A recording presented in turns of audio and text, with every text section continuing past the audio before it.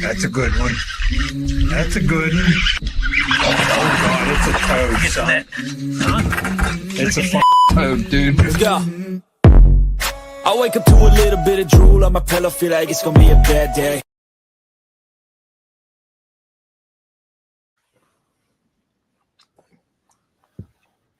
What's going on, folks?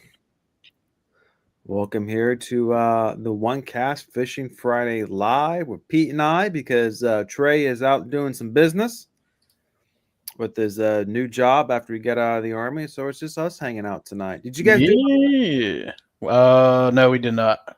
because it's Black Friday? Yeah, Black Friday. Trey was getting ready to go out of town.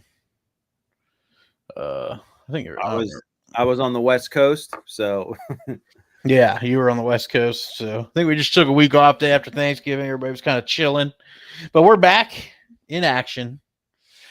And I guess there's a little bit of news, but make sure you check out this scrolling across the bottom or top of your screen, depending on where you're watching. yeah, let's do that. Make sure you go check out the Deep Dive app, iPhone, Android, whatever you have. Go download that before your next fishing trip. It's going to give you a lot of information of where to fish, what baits to use. It's great to plan your trip, but even when you're out there, like to make adjustments on the water, if what you're doing is not working, pick it up and see what it suggests, because I think all of us can attest that it has pointed us in the right direction on multiple times. Let's see what else. Make sure I'm wearing the Hobie hat. So go to Hobie Eyewear. Christmas is coming up.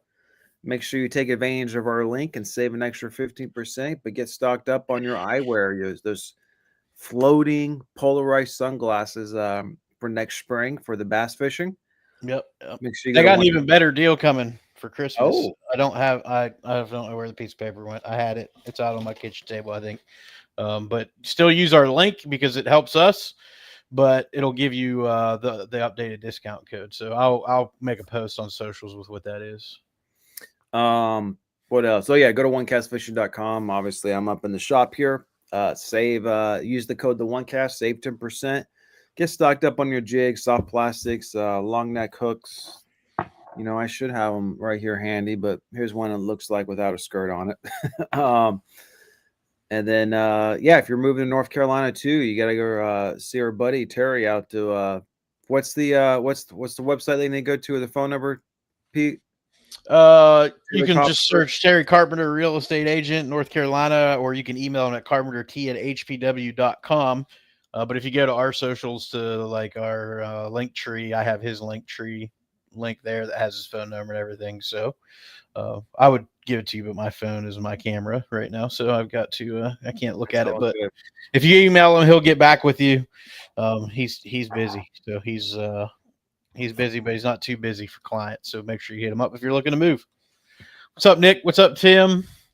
I'll say big news for me. Pete knows this, but I did a little thing with the whole Black Friday, Cyber Monday sales. I bought me some new power poles for my boat. So David and Nick, you guys know I've been running that one power pole since I bought that boat in 2016 or whenever it was, and it went bad. Partially my fault after Lake Murray, definitely. It went bad, so I got two new power poles sitting in the garage. I got to get put on, and I got two new Humminbird Explorers to replace my Helixes, and I need one more eventually to put up front. But that's a start. But got to get my boat redecked, maybe wrapped, and get ready for the next year. So hey, it's a work in progress, but it got some new toys to play out when I eventually get back out in the water. Yeah, you do. Yeah, that'll be exciting. It's always fun rigging, doing that stuff in the off season. So, and I'm sure you're looking forward to getting out there and messing with that. I know I'd be chomping at the bit. I'd already had it installed and been on the water. You got more patience than I do. Well, I got more stuff I got to get done. That's true. That's true. Figure out because you're going to do the decking and everything. Yeah, because the first few years I had the boat, I kept it in the garage all the time, and then we moved houses, and I live on the water, so like it was kept out in the boat slip a lot too. So it's got a lot of rain and sun dam. It is. It was left out a lot because I didn't want to take it out every time when I wanted to go out and on the boat. There's no cover over my boat slip, so I got to do some repairs. But I want to deck it out, put the one cast, the podcast logo embossed on there, and put the One Cast Fishing logo, and then probably get it wrapped too. So it looks like a brand new. It's going to look like a brand new boat in the next couple months whenever I get it done. So you guys can be looking out there to see the One Cast on the water, I guess. But hopefully by big time next spring, be out there doing some damage on those largemouth. Heck yeah. I need to order a couple decals to add to the wrap, the One Cast and One Cast Fishing, and I still left some space to be able to show those that we work with. So yeah, trays are on the way. I bought a couple initially to see how they look. And if we don't like them, I can get other ones and stuff. But a couple of big vinyl decals for his boat. And what'd you go through? I actually went through signs.com, which is I'd like to see how they look. I've always used Z decals just because they're high quality, but I mean, I got them because I have bought my signs for my trade shows and for various displays for stores. I bought stickers from there. They do. Mm-hmm. They literally have vinyl leading and a boat decal section. So we'll see how they turn out. I just basically got the One Cast Fishing emblem and an oval, kind of like some of my other ones and stuff. But it's like a big sticker. 24 inches by 18-inch sticker, basically, almost. But we'll see how it turns out. If we don't like it, we'll do something else. But yeah, for sure. We'll see how it works. Excuse me. What was that? Man. Yeah, so I guess in news a little bit, MLF, if y'all watched what was going on with I think it was a Toyota Series Regional. There was what's up, Derek? There was a few folks that were disqualified due to a protest stating there was a violation of the sharing information during the tournament where they were texting back and forth. One of the accused refused to take a polygraph, so he was disqualified. The other young man took it and failed, but he continued to fight. He provided some updated information to MLF. So he provided the text messages, which showed that the other accused had requested information. He never replied or gave any information. So then he took another polygraph. He did re-polygraph and pass when they changed the questions up, basically asking, did you violate rules? Or did you send any information? So he was able to pass at that time. They cleared him, reinstated a portion of his earnings minus a fine for not reporting the other angler. Okay, that was my question because I didn't see it because he was like second or third or something. They reinstated his winnings minus whatever the fine was. They let him back in the All-American, which is a big deal. So he'll be back and qualified for that and reinstated to be able to fish MLF. The other angler who was banned for the entirety of 2026 because of the rules violation had his ban extended till 2028. So he's not eligible to fish with MLF till 2028. Because of that. So man, it's good to see that the process worked. We see a lot of hate about the no information rule. We're going to talk about it a little bit more because something I suggested, and you can go back through the history of our podcast and see my stance on no information rule, something that I've been saying they should do for a while. They took a step to do at Bass. You saw a lot of guys take a polygraph, fail, and then fail more polygraphs and DQs held up. This time the angler was able to provide the information and pass the polygraph and was reinstated. So MLF, kudos for doing the right thing. But Bass announced some changes, which is exciting. So the easiest way to sum it up is there's still the 28-day off limits period, which now also is the 28-day no information rule period. So they can't seek any information. Outside of that, from the day that the schedule is announced, you cannot pay for information. You can't solicit a guide trip, can't buy waypoints, can't do anything to get information. However, you can solicit information call up your buddies, get information that way. You just can't pay for it. So that's something I suggested. If you go back and listen to some old episodes, is if you want to maintain some level of control, and I understand why they don't want to just go full on no information, right? Or completely eliminate, because if you do, there's a competitive advantage to anybody that can afford to pay for guide trips, pay for waypoints, pay for information, however that may be. There's lots of, I won't mention any names, but there's lots of stories out there, and I've met a few of them, guys that were paid by pros back in the day to go waypoint lakes ahead of time. They would pay them and say, hey, take this Lowrance unit, go out to Lake X and waypoint every brush pile, and then send me the card back, and they would receive payment for that. So if you had the money to do that, you were at a competitive advantage. This kind of evens the playing field, right? So I can go out and solicit information from my buddies, locals on the lake, whatever. I just can't pay for it. So I think it's a step in the right direction. Because now up until that 28-day off limits, I can talk fish with my buddies. I can fish. It explicitly states in there, I can fish with my family. I can fish with my friends. So I can go out. Now, is there an advantage if your buddy's a guide on that lake? For sure. But as long as you're not paying them, I can reach out to any guide and say, hey, I'm Kevin Van Dam, want to go fish. And I know he's not fishing bass, but I'm just throwing a name out there. Want to go fishing, and you jump in my boat and we'll run around and show me some stuff. So it opens up, makes it a little bit more fair. I think it's a step in the right direction. Ultimately, what I'd like to see is it completely eliminated to where it just says you can't pay for it, but you can get it all the way up to the first day of the tournament. Because I still think even in that 28-day period where it's off limits, you're setting your anglers up for potential failure because of, and Ben, we've talked about it, the gas station, the tackle shop ahead of the tournament. The guys are getting into town, into the hotel, checking their Airbnbs. They're seeing local guys, and everybody wants to come up and talk, right? When I go to tournaments, I make it a point not to talk to those guys when I see them. Won't even say hi to them.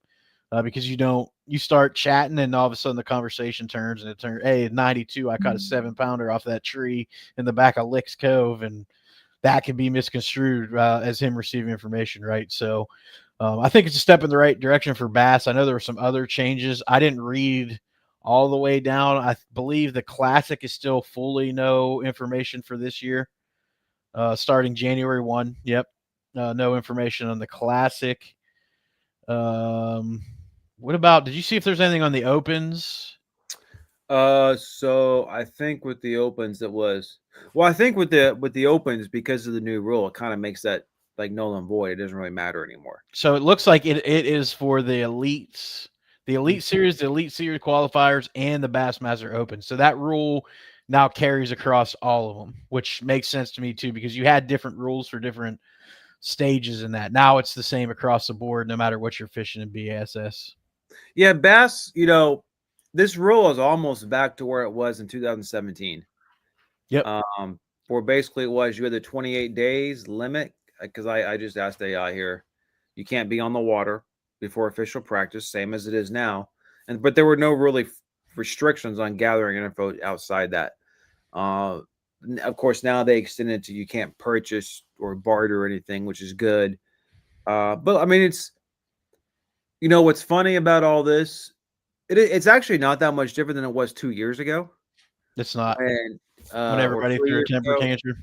And everyone threw a temper tantrum because the opens guys who qualified, those rookies did so well. They're like, oh, we got to slap down the rules. Yeah, they had an advantage because they just fished that lake, and mommy and daddy bought them waypoints. And yeah. Well, and Bassmaster cracked down, and what happened? Did any of the rookies get DQ'd? Well, no, not this year. No, they did the first year. Did any of that set of did any of those people who the were new incoming rookies? No, from 2024. Trey and JT. I don't believe this year any of them DQ'd. The people who got DQ'd were like Scott Martin and some of the Matt Herron, with Loughlin, Logan Latuso, Ed Logren. Yeah. Well, Ed's wasn't. I don't think he was in no information. He was fishing. Oh, he received a violation for fishing in reservation waters without the right license or something like that. Yeah, in Canada. A little bit different. Yeah. But you're right. But yeah, no information. You had Matt Herron, you had Scott Martin twice, you had Logan Latuso, you had KJ Queen, and I can't remember the others that were. So there was more. But I want to get to something Nick said because it kind of goes back to what happened in the MLF. He said, "How many anglers do you think see or know about a violation and don't report it?" I think there's a lot, and I think we need to do a better job as anglers of setting the standard to report those things. So Trey and I reported a rules violation last year in a tournament, and I think it caused a little drama. People were a little bit upset. But we sat in multiple years of tournaments and saw the same rule violated, and nobody ever spoke up. And it was actually a safety rule, so we spoke up, and it led to somebody being disqualified. They weren't in the money. It didn't cost them any money or anything like that. It would have cost them points if they were fishing all the tournaments, but they weren't, so it didn't impact their points. But I'll tell you what we didn't see the rest of the year. We didn't see a single person violate that rule that we had repeatedly seen violated, right? So it took us standing up and saying, hey, this is what we saw. I didn't actually report it. Trey let me know that he did, and I'm going to support my partner because I saw it as well. So when they asked me, I said, "Yes, sir. I saw the same thing. This is what we witnessed." And I think the angler reached out to Trey. He might have reached out to me. If I'm not friends, it goes to my other folder, and I'm terrible about checking that. So it's probably sitting in there somewhere. And Trey just let him know, like, yeah, we did it. And he said he didn't remember, and then he did. And what it was not wearing a life jacket. So the rules in Fishers of Men is you have to have your PFD on, both anglers, if the big motor is in gear. Doesn't matter if you're idling. Some rules say if it's on plane, you have to have it on. Fishers of Men says if the big motor's in gear, you have to have your life jacket on and secured. And this person was standing up on the front deck of their boat. They had dumped their buddy in the water, went and parked, jumped on, and he pulled out, and he was standing up there. And we reported it because, like I said, we saw it every week for the last year where that had occurred. So we reported that. So Nick, I think you're absolutely right. How many other folks saw those same violations, didn't say anything? We spoke up, and you didn't see it happen again. But I also know there was a target on our back after that, right? Because people talk. Once he talked to Trey and knew it was us, I'm sure had we done anything, we would have been reported, which is fine. I would expect if I violate a rule knowingly or unknowingly, then I am reported. That's kind of the game here, right? We're supposed to self-police on the water, especially at the local level. We don't have marshals. We don't have cameramen. We're not live streaming our tournaments. We've got to keep each other honest. And, yeah. So Nick, to your point, and Ben, you can let me know. I think a lot of anglers fishing local tournaments see people violating rules and don't speak up. I don't know at that level. I can't speak to that level. No, I'm sure it happens. And well, we definitely know what happens because people got disqualified at that level. So, which is why it's written into the rules that if you don't report it and they find out you don't report it, you can be punished as well. And look, most people agree at that level for Bassmaster last year, like it kind of got a little bit ridiculous. You're absolutely right, Derek. But that's what the anglers asked for. The anglers literally asked for it, and they enforced it. So, like, I mean, so did they last year? Did they overcompensate? Maybe, and now they're going back, and we'll see what happens. Yeah, I think one of the things there, and Derek's right, rules are rules. Follow them, or you face the repercussions. I think what people forget, especially with bass, and everybody's losing their mind about all these disqualifications, they forget about what happened with the attempted rule change last year and how the anglers all freaked out, right? How quickly we forget. Every time I see a post, I remind everybody, did you forget about last December when they changed the no information rule and the anglers freaked out, and within 48 hours they reverted back and they gave them what they wanted this year?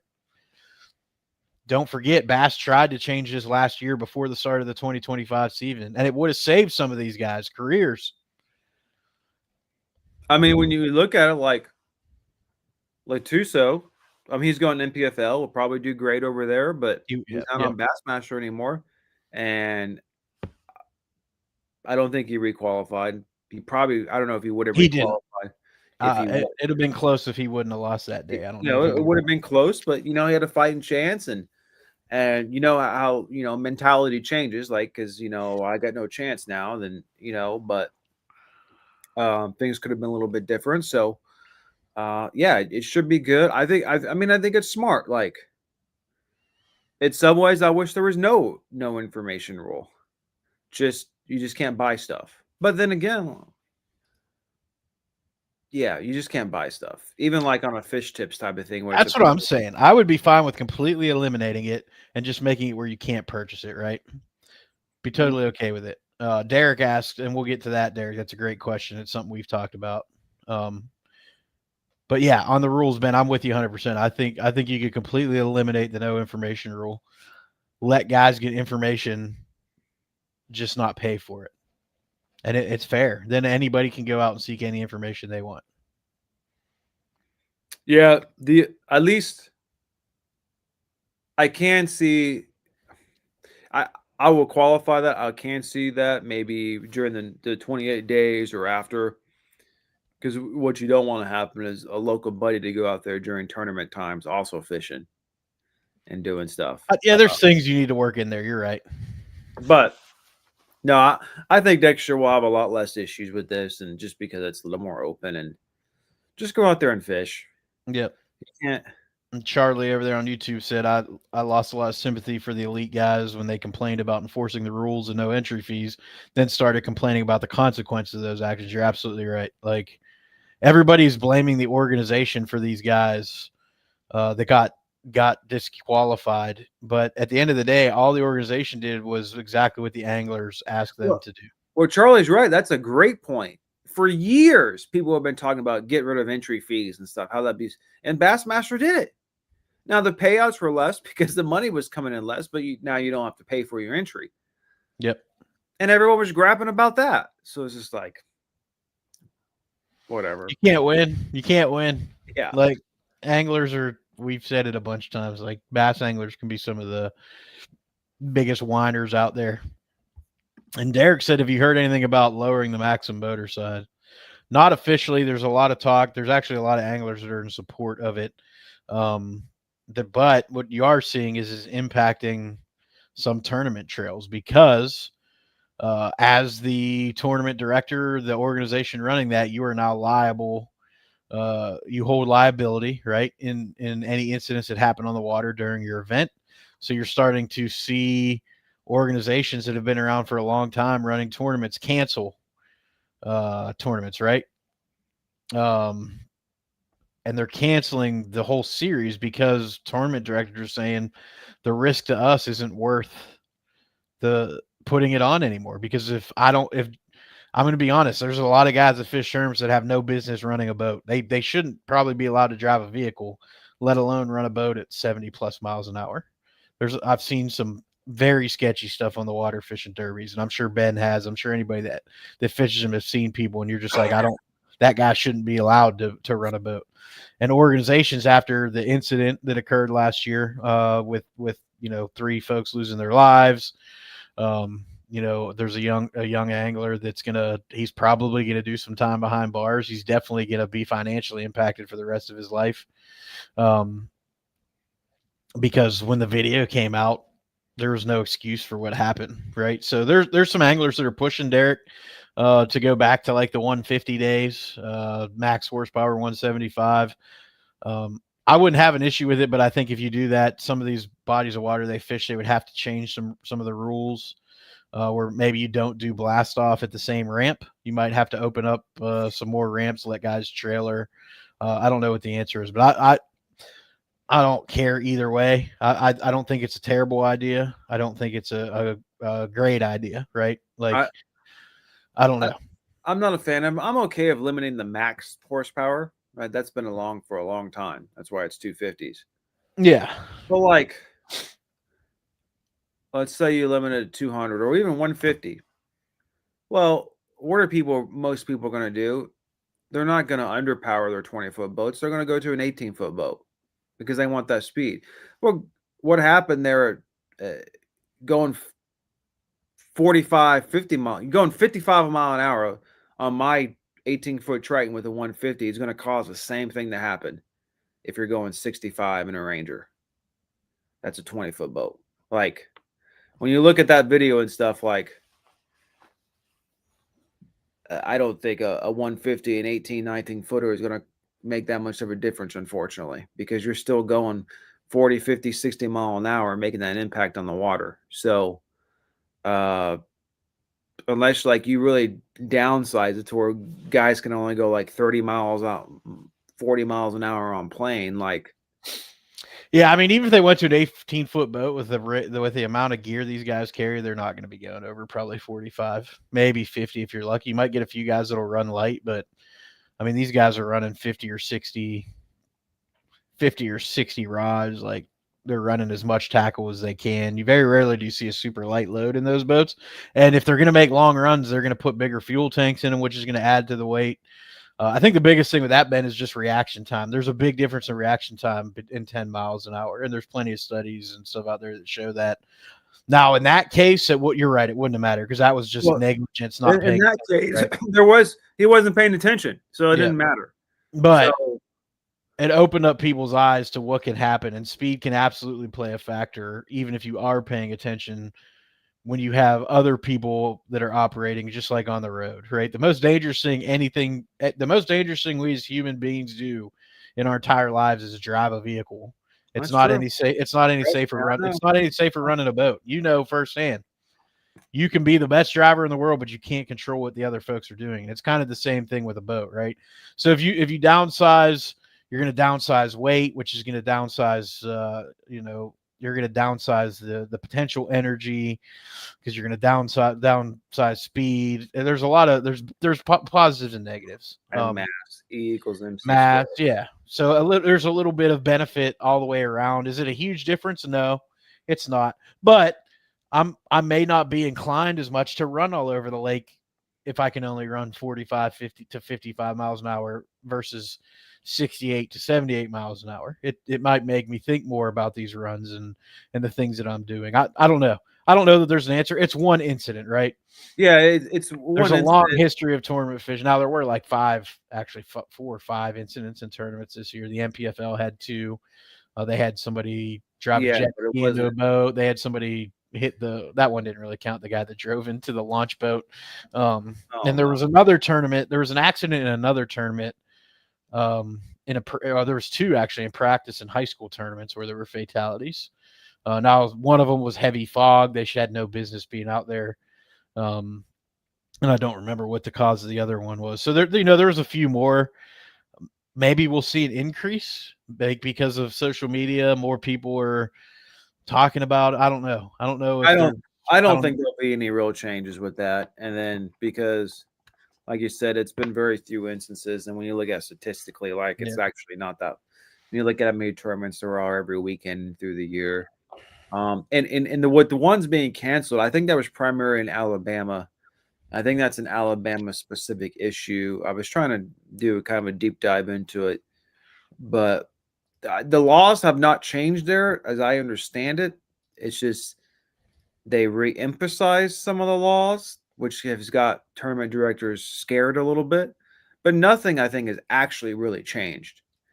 So we'll see what happens. I suspect within a couple of years that stuff will come back. Those trails and stuff. It might, or someone else pick it up. But I know the one big one specifically called out that incident and the risk to him personally, financial risk personally as a tournament director, wasn't worth running the trails anymore. And he'd been doing it for like 20 some years. So he specifically said it had nothing to do with Alabama implemented some law about paying for launch permits. Oh, I think there was some for like launch fees and stuff. And that's why some of them went away. But the one I saw, and I'll find it, that he specifically said, I'm not taking liability of a bunch of people I don't know 2 times a week running their boats at high rates of speed on lakes with other people on them. Which also doesn't make sense to me. If he's doing it right and running his business, that trail as an LLC or some other thing, because that shields you from personal liability. So I don't know. I don't know all the details and stuff. But it's supposed to, but there's cases out there where the LLC shield didn't work. Yeah, but you could restructure and do things different if you really wanted to. And I mean, I'm sure there's ways to protect yourself, but at the end of the day, the financial risk to him wasn't worth it, and the risk personally wasn't worth it. So I don't blame the guy. I wouldn't want to do it. Like, it's not worth it. What Derek said? Do you think they're flashing their ECUs? ECUs? What's ECUs? electronic control. So it's really, you really can't do it on I a think of Mercury. like something to plug into a junction box. There's or like something. one guy that can do it on a Mercury. It's easier on a Yamaha. So that's you. I can take a Yamaha, right, and you can flash a 250 up to I think a 525. You can go as high as 525 horsepower on the V8 or the V6 Yamahas, or are they V8s now? I don't know. Either way, there's a company now that's figured out how to do the Mercuries. I don't think they are, Derek, because most of those guys have issues throughout the year where they have to go to the Yamaha techs, and even if you flash it and delete it, they can still see that it was flashed. There's no way to completely eliminate the history from the ECUs on a boat without completely swapping the ECU. So I don't think they're doing it. Yeah. So it's like if you want, like if you got those and you board out the cylinder and stuff on your outboard and stuff, like those guys at that level, because all their stuff is sponsored pretty much. I think it is. Yep, Derek. I think you're right. Suzuki's pretty easy. You know, you go in for warranty or something, and they see that, they're gonna be like, "Well, what is this?" So, yep. You know, I think the elites, most of the MPFL people, BPT people, probably even the invitational guys, that's not going to happen. But hey, like local, regional type of tournaments, like yeah, sure. You know, guys get out there in a shop and they want to hot rod things up. I mean, yeah. I mean, it's possible. Yeah, I know there's a lot of people not pros fishing that flash their ECUs. Lots. I mean, I almost did it in my boat, but the most you could get out of the motor that I have is like an additional 40 horse, and it's just not worth it for the cost. I'll just go buy a new boat for that. Basically, like you're not getting that much, couple miles an hour. I mean, it's not worth it. But I know there's a lot of guys that fish that have 250s flash to 350s. It happens. Then there's local organizations that don't have max horsepower, which puts some liability to them. Fisher's Men doesn't have a horsepower restriction on theirs, as long as the plate on the boat reads that it can handle the motor that is on the boat. It's perfectly legal. So, get those 300 Rs out there. Yeah, I mean, we fish against guys that run a 300R on their Bass Cat. Like, are there 300Rs? Are they bored out? I don't know what exactly they do to the racing. I know it's the Torque Master lower. I don't know what else they do to them, to be honest with you, Ben. I haven't looked into them. Now they have the R. They have the R all the way down to the 150. I know they have the one. That's a bad little motor, that 150R. But I don't know about the. I don't know what they do that actually makes it different. I never looked into it, if I'm being completely honest. Ben's going to Google it real quick, though, and see if he can find the difference. Well, I'm asking AI. We'll see what it says. Let's see. High performance release, and let's see. Not getting up on plane is more dangerous. Yep, you're right, Derek. Absolutely right there. He said you shouldn't be able to get away. Shouldn't be able to get waypoints, fresh cards every tournament. Yeah, there's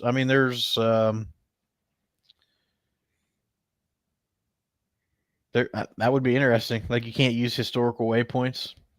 You have to come in with a clean graph, and you could only what you find during practice. There's a lot of ways you can mess with different rules to change competition, right? What about if I can't have waypoints, can I have a paper map with marks on it, like the good old days? I still got I got paper maps off Jordan that I marked up when I first got down here and had my little aluminum boat with me. Mm-hmm. Yeah, I don't know. It's so it looks like the R, at least with the 150R, it's a bigger gear case, up to 4 and 8.8 inch diameter gear case versus a 3.5 to 4, which gives you more torque. Okay. An optimized power head with some, I guess, better spark technology. Let's see here. Digital throttle. Okay, blah, blah, blah. It looks like it's mostly just the gear case. Okay. It's changed. Yeah, so not a whole lot different. Probably not worth whatever extra money they're giving it to. You're going to pay for it.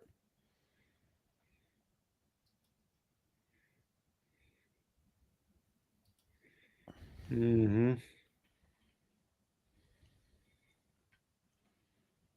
What is this? Anybody, you go get your Grinch meal from McDonald's? It keeps popping up all over my social media. I don't know what the hell that is. Anybody eating the Grinch McDonald's nuggets? Nope. Nope.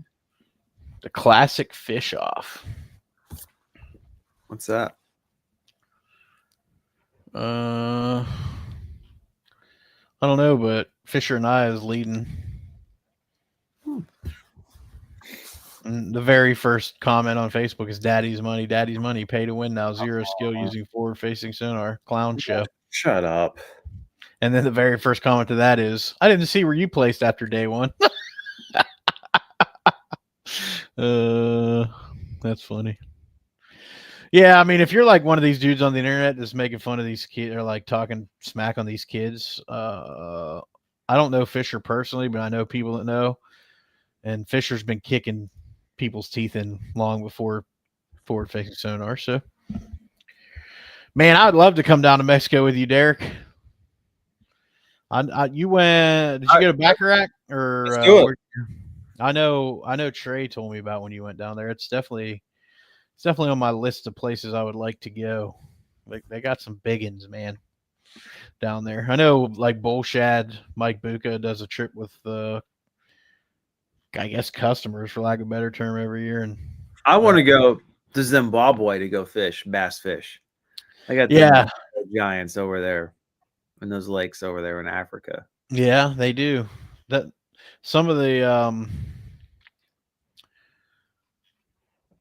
content come out of there from when they just did the what do they call it? Not the World Championships, but where they had the different countries compete. They've had it there before. I don't know if they had a recent one. I think they just did this past year again. Went down there because they've done it in Italy before, and that's a cool lake because it's like northern Italy, and like you can fish like right in front of a castle, like the walls of the castle in the water. So that's kind of cool. Spain's got a bunch too. Heck, there was a guy in Spain. It's on my Instagram, but he was catching 6-pounders on the one cast bladed jig in Spain. Yeah, cool. Like, so they had some good ones in Spain and Italy, and Africa's got some. Obviously, South America, Central America, Korea's got a bunch. Japan, obviously. I think China too actually has largemouth. They got imported over there. Yeah.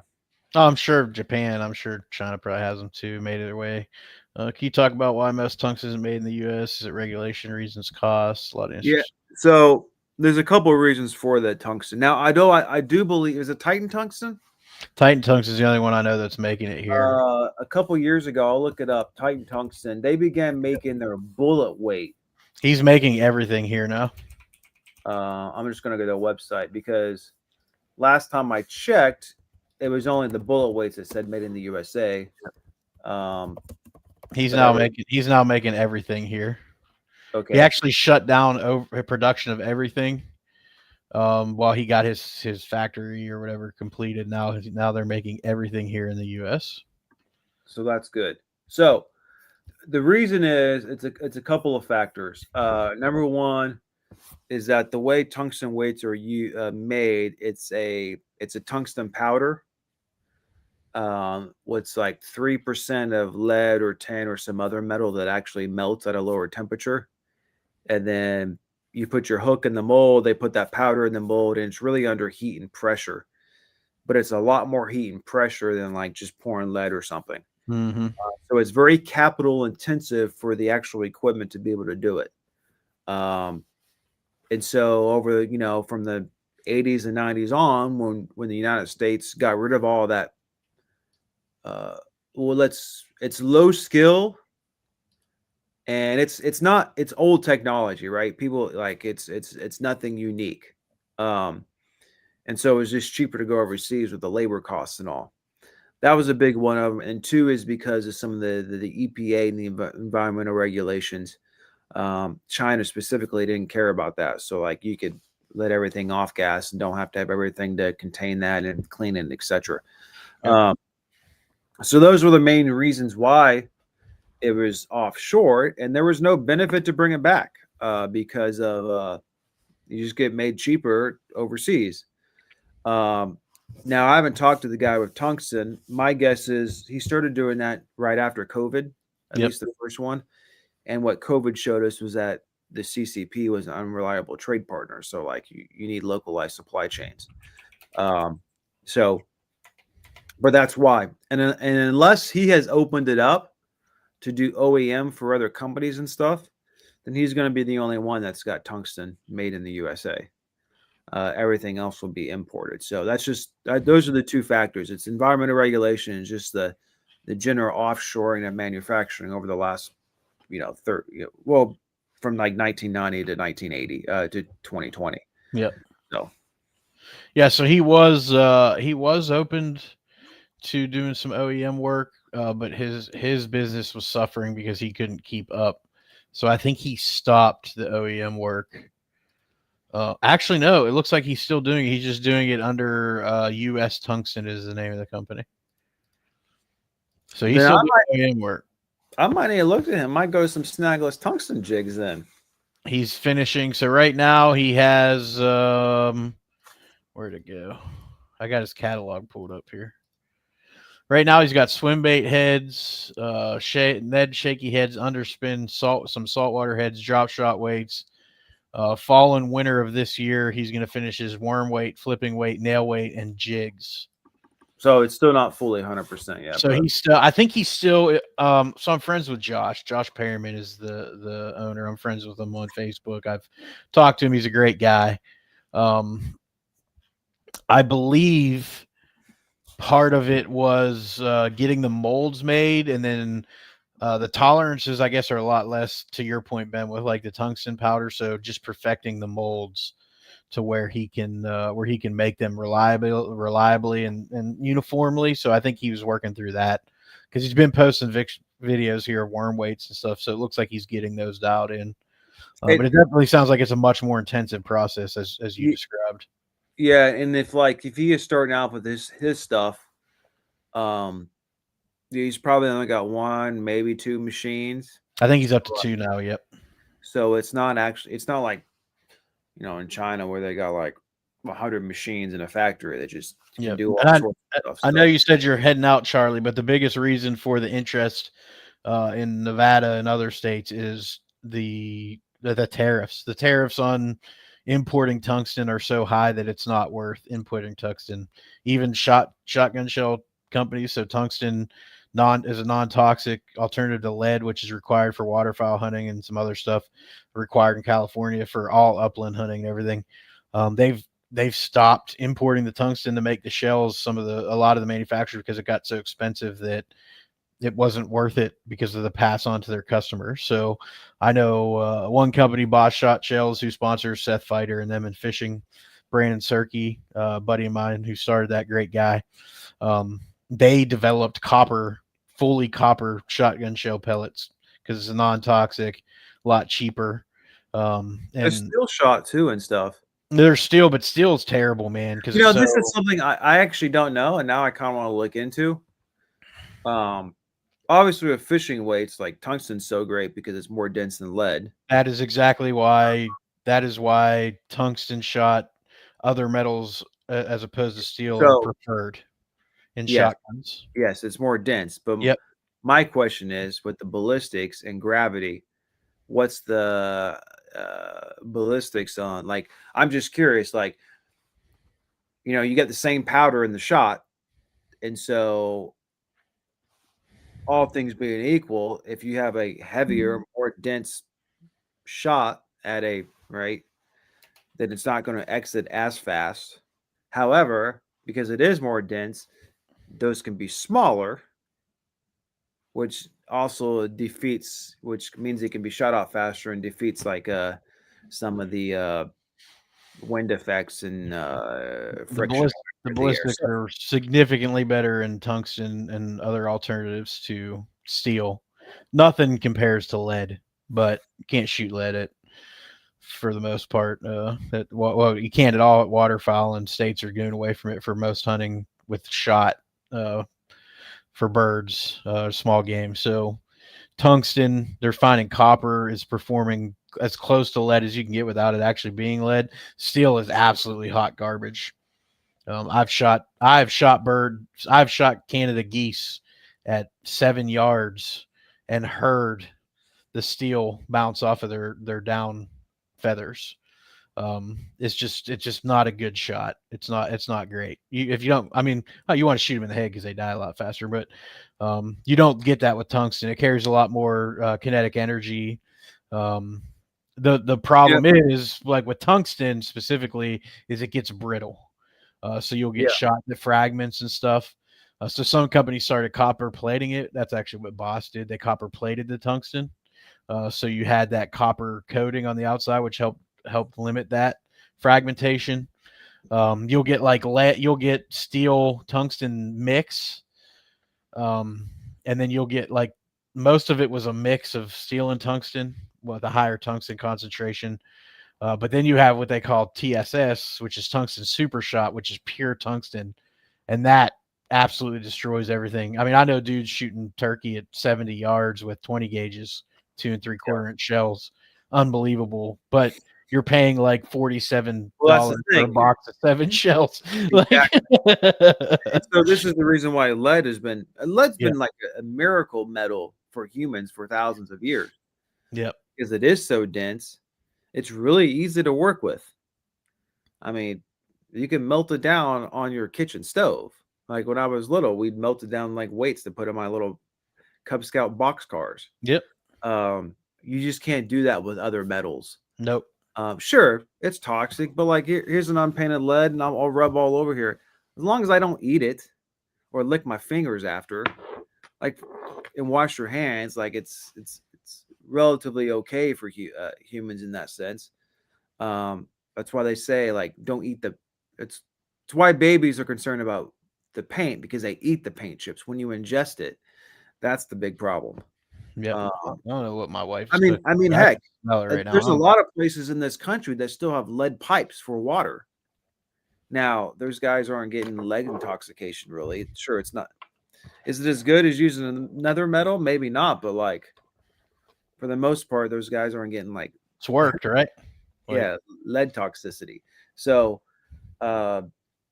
and the big concern, like I know a lot of states have banned it, and like states in the Northeast have banned anything under like a ½ ounce for fishing. It's the concern is the waterfowl eating the little shot, right? And really, actually, they die when they eat it. But like for fish, like a quarter ounce jig head going to the bottom of the lake, like that's not really impacting. Yeah.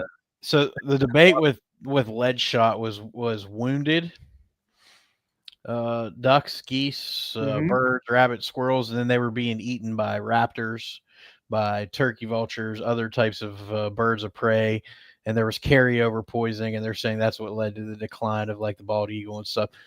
There's conflicting science out there. It does happen 100%. There are cases where you can show it, but that was the big push from. I mean, I can go on, waterfowl hunting is my other passion. So the Migratory Bird Treaty Act between the U.S. and Canada, that was a big push for non-toxic shock to protect the raptors and the birds of prey. There's conflicting on how truthful the science was there and how many birds were actually affected. You can't deny it does happen, but I don't think it happened to the scale that they were trying to claim. Like there's a lot of things that went into that, but that's a big reason why you're not allowed for waterfowl. As they blame the eagles, like they were protecting the eagles because the ducks and geese were wounded, and then the eagles would eat them, and then they were dying. So it's there's some science there, but I think it's questionable science. In my opinion. And like that stuff needs to be reviewed because like at one point we might think something, and for every action is an equal and opposite reaction. You need to reevaluate, make changes. It's kind of like, I didn't really know this, but like they've got a huge issue right now in Washington State with sea lions and the salmon. I saw that. So because of all the rules, you can't hunt sea lions, and like humans don't. For a long time, humans were predators for sea lions with the natives and stuff out there, and even after the natives of settlers and stuff. And so they got rid of all that. and now they're just eating all the salmon at the mouth of the Columbia River, and there's way less salmon and trout than there used to be. Part of the reason why is because of the sea lions. They just got way too many sea lions out there. And so now they're trying to deal with that. So, but no one wants to have open season on sea lions. So who knows what they're going to do? Yep. Yep. I mean, if they open up season on sea lions, I might go over there and blast me one. That'd be fun. Yeah. Yeah. So that's man, we've talked about all kinds of stuff tonight. I know. About lead and tungsten and rules and sea lions. If they start eating bass, then we're gonna have a big problem. Well, fortunately, I don't think that.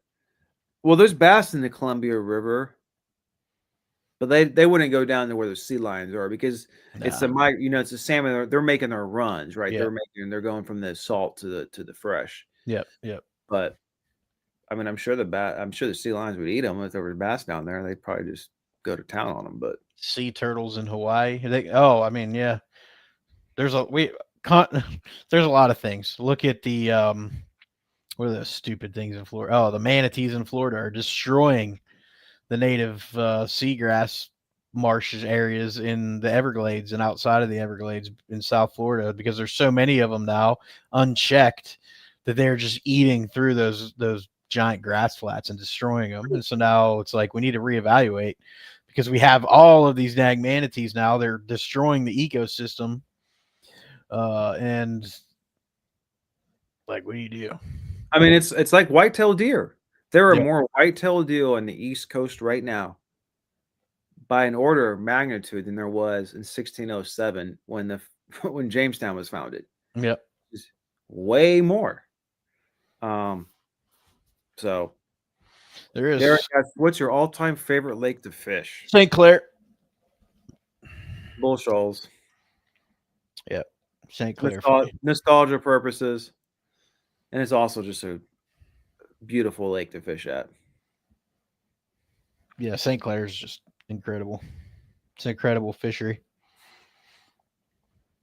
What about you, Derek? What's your favorite? Man, it's almost 8. This one went quick. I know. I don't know what my wife's cooking, but I'm about to eat my finger. It smells so good. Let's see. Anything else popping up today? Doesn't look like it. Been a quiet day today on the news front. Well, it's getting that time of year. I mean, yeah, it is. It shows season's about to start. Yeah. One cast will be we got Raleigh, which I think is like the 7th or 8th of January, which that means I got to make some Neds. I got to get out there tomorrow. Ooh, I got some work to do. And then Fayetteville in February, then the Classic in March. Hey, I'm interested what that Fayetteville show looks like. Yeah, we'll see. I mean, it's the first year they're doing it. I suspect it would do pretty good. There's a lot of people coming from Fayetteville from Raleigh. I wonder how much like overlap there is with them. I haven't been to the Greensboro one in a few years. I suspect it will be better than Greensboro. Greensboro, I think, is completely done with fishing, and I think from what I heard, it is now basically just a boat show. And when I was there was half the fishing stuff that was in Raleigh. You know, Raleigh's not fully fishing like it used to be. Right.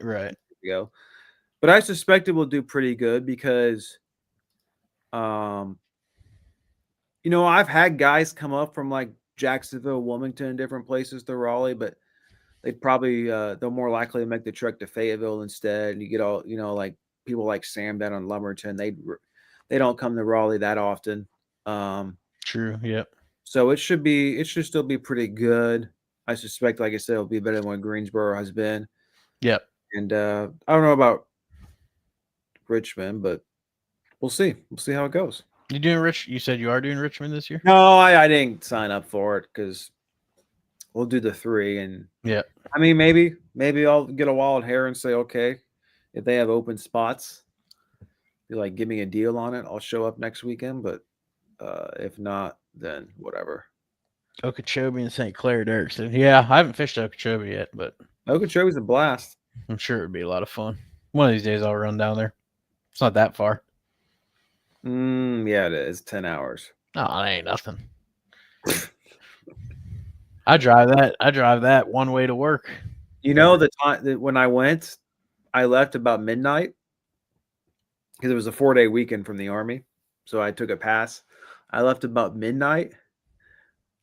I drove all the way there. I got in the water about 10:30 in the morning, and I fished for about 5 hours, not knowing anything about the lake or anything really. I think it was 2017, and before I even checked into my hotel room. Yeah, it's the way to do it. I Or was you get tired, man. I was tired. early. Talking about being exhausted, but I bet. I think I got some of those videos on YouTube still. Some of my first ones. Heck yeah. Yeah, a long time ago. Yeah, man. Well, that's about an hour, so I'm about ready to go eat this food I've been smelling. All right, man. So Have a it's good good night. talking. Appreciate everybody's time tonight. Make sure you check out those companies that help make this possible. They've been scrolling across the bottom, and we look forward to seeing you on the next one. And all of you for helping us continue to grow a culture of anglers, helping anglers one cast at a time. That's a good one. That's a good one. Oh God, it's a toad, son. It's a toad, dude. Let's go. I wake up to a little bit of drool on my pillow, feel like it's gonna be a bad day.